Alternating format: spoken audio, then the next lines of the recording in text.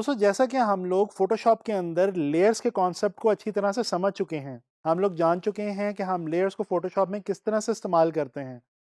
तो अब इस लेसन के अंदर मैं आप लोगों को एक जो बहुत इंटरेस्टिंग और मज़े की चीज़ बताने वाला हूँ, वो है मूव टूल और ट्रांसफॉर्म। दोस्तों बेसिकली अब हम फोटोशॉप में मौजूद टूल बार को स्टडी करने लगे हैं और टूल्स को प्रैक्टिस करने लगे हैं। तो चलें चलते हैं फोटोशॉप की तरफ। दोस्तों जैसा कि इलस्ट्रेटर के अंदर हम सिलेक्शन टूल यूज़ करते हैं, आप लोगों को याद होगा कि उसी की मदद से हम ट्रांसफॉर्म भी करते थे, रोटेशन भी करते थे और भी कुछ दूसरे फंक्शंस जो हैं वो सरंजाम देते थे। तो अब हम वो तमाम चीज़ें जो करेंगे वो हम करेंगे फोटोशॉप में मूव टूल की मदद से। तो चलें मूव टूल को देखते हैं।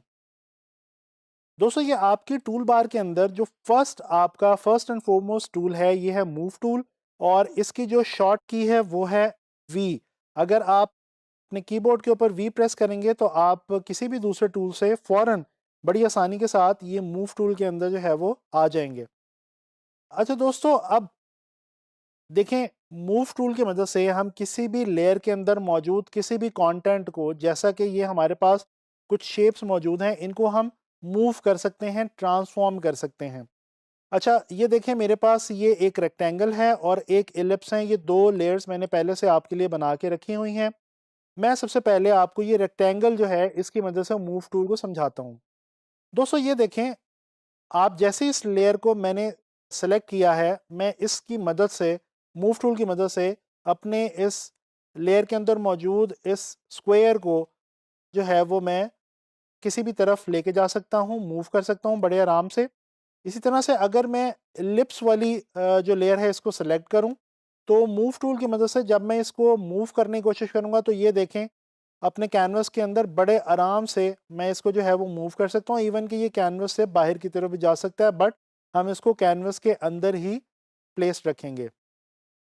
अच्छा दोस्तों, यहाँ पे ये बल्कि रेक्टेंगल जो है इसको मैं नाम दे देता हूँ स्क्वायर का, क्योंकि ये टूल तो रेक्टेंगल टूल है लेकिन उसकी मदद से हमने स्क्वायर बनाया है, जैसे कि हम इलस्ट्रेटर के अंदर भी रेक्टेंगल टूल की मदद से ही स्क्वायर प्रोड्यूस करते थे शिफ्ट को यूज़ करके।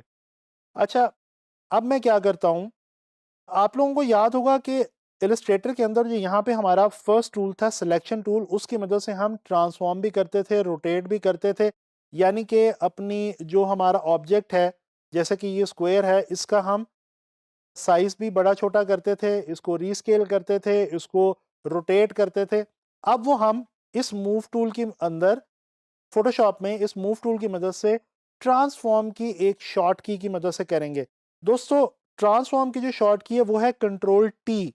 जैसे ही मैंने इस लेयर को सेलेक्ट करके कंट्रोल टी प्रेस किया तो ये जो मेरे पास यहाँ पे एक शेप मौजूद थी ये सेलेक्ट हो गई है और अब मैं इसको ट्रांसफॉर्म कर सकता हूँ। दोस्तों ट्रांसफॉर्म से मतलब ये है कि ये देखें, मैं अगर शिफ्ट होल्ड रखूँ और मैं इसको रीस्केल करूँ तो ये देखें, मैं इसको स्केल अप कर सकता हूँ और इसी तरह से मैं इसको स्केल डाउन कर सकता हूँ।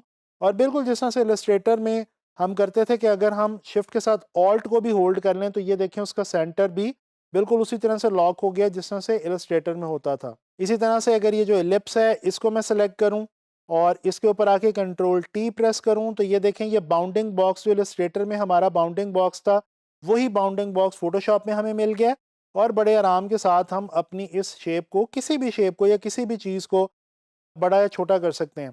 दोस्तों ये जो हम रीस्केलिंग कर रहे हैं ये सिर्फ शेप्स की नहीं कर सकते। आपने कोई टेक्स्ट लेयर लिखी हो या आपने कोई इमेज यहाँ पे ऐड किया हो लेयर की सूरत में, कोई भी कंटेंट जो आपकी लेयर के अंदर मौजूद होगा, आप कंट्रोल टी प्रेस करके उसको स्केल अप और स्केल डाउन कर सकते हैं। अच्छा इसी तरह से अगर आप कंट्रोल टी प्रेस करें और ये मैं जो स्क्वायर है इसको सेलेक्ट करता हूं और कंट्रोल टी प्रेस करके ये थोड़ा सा बाहर की तरफ अगर मैं निकलूं तो ये देखें, बिल्कुल इलस्ट्रेटर की याद आपको आएगी कि यहाँ पे भी हमारे पास ये रोटेशन जो है वो हमारे लिए बहुत इजी है और इस तरह से हम यहाँ पे रोटेशन दे सकते हैं। तो ये आपने स्केल अप स्केल डाउन देख लिया, रोटेशन देख ली। अच्छा इसके बाद हमारे पास एक और इंटरेस्टिंग यहाँ पे कुछ चीज़ मौजूद है जो मैं आपको बताता चलूँ। जैसे ही आप यहाँ पे कंट्रोल टी प्रेस करके इस शेप के ऊपर राइट क्लिक करेंगे तो ये आपके पास कुछ मज़ीद ऑप्शंस निकल आएंगी। इसमें से ये जो सबसे पहले फ्री ट्रांसफॉर्म की ऑप्शन है ये तो मैं आपको बता चुका हूँ। जैसे ही आप फ्री ट्रांसफॉर्म करते हैं तो ये देखें, आप इसको बड़ा या छोटा कर सकते हैं, लेकिन इसमें आप देख रहे हैं कि ये जो इसकी एक्चुअल शक्ल है वो थोड़ी सी डिस्टॉर्ट हो रही है। अच्छा, इसके अलावा अगर आप राइट क्लिक करें तो ये देखें आपके पास स्केल की ऑप्शन है, ये मैं ऑलरेडी आपको यूज़ करके दिखा चुका हूँ, ठीक है। और इसके अलावा हमारे पास यहाँ पे रोटेशन की ऑप्शन, ये भी मैंने आपको यूज़ करके दिखा दी, ठीक है जी। और यहाँ पे हमारे पास एक और मज़े की ऑप्शन है स्क्यू की। दोस्तों ये जो स्क्यू की ऑप्शन है ये क्या करती है कि हमारी शेप को ये थोड़ा-सा जो है वो स्क्यू कर देती है, यानी कि उसको पिचका देती है, उसको किसी भी एंगल से हम उसको स्क्यू कर सकते हैं, ठीक है। अगर आप मल्टीपल नोड्स को पकड़ेंगे तो ये देखें वो मल्टीपल नोड्स की मदद से बड़े आराम से वो जो शेप है वो स्क्यू हो जाएगी। अगर आप इसको डन करना चाहते हैं तो आप यहाँ से आके क्लिक के ऑप्शन को प्रेस कर दें। अगर आप इसको डन नहीं करना चाहते यानी इस चेंज को नहीं रखना चाहते तो ये जो क्रॉस की ऑप्शन आपके पास मौजूद है इसको आप क्लिक कर दें, तो ये देखें आपकी शेप वापस आपके पास पहले वाली हालत में मौजूद रहेगी। इसी तरह से आपके पास यहाँ पे डिस्टॉर्ट की ऑप्शन है, ये डिस्टॉर्ट की ऑप्शन भी तकरीबन स्क्यू जैसी ही है। इसमें ये आप देख लें, आप जो है वो अपनी शेप को बड़े आराम से जो है वो डिस्टॉर्ट कर सकते हैं। ये मैं अगर एलिप्स वाली लेयर को सिलेक्ट करूँ और यहाँ पे राइट क्लिक करके डिस्टॉर्ट में आऊँ, तो ये देखें मैं इसको बड़े आराम से जो है वो किसी भी तरह से इसका ओवल भी बना सकता हूँ, इसको वर्टिकली, हॉरिजॉन्टली किसी भी तरह से मैं इसको डिस्टॉर्ट कर सकता हूँ। मल्टीपल इसके ये जो मेरे पास की पॉइंट्स हैं, इन की पॉइंट्स को पकड़ के भी मैं इसको ये देखें डिफरेंट सी शेप जो भी मैं देना चाहूँ वो मैं दे सकता हूँ। मैं कंट्रोल ऑल्ट जी प्रेस करता हूँ ताकि ये वापस अपनी असल हालत में आ जाए। अच्छा जी, कंट्रोल टी, और ये आपने देख लिया स्केल, रोटेट, स्क्यू, ट्रांसफॉर्म, इसी तरह से पर्सपेक्टिव। ये भी बहुत इंटरेस्टिंग ऑप्शन है दोस्तों। हम अपनी किसी भी शेप को या किसी भी इमेज को पर्सपेक्टिव दे सकते हैं, जिस तरह ये आपके सामने है इस वक्त। ये देखें, ये मैंने जो स्क्वायर था उसको बिल्कुल एक पर्सपेक्टिव की सूरत में बना दिया, और जैसे एक दीवार होती है एक ख़ास पर्सपेक्टिव में, उस तरह से ये इस वक्त आपके सामने जो है वो मौजूद है।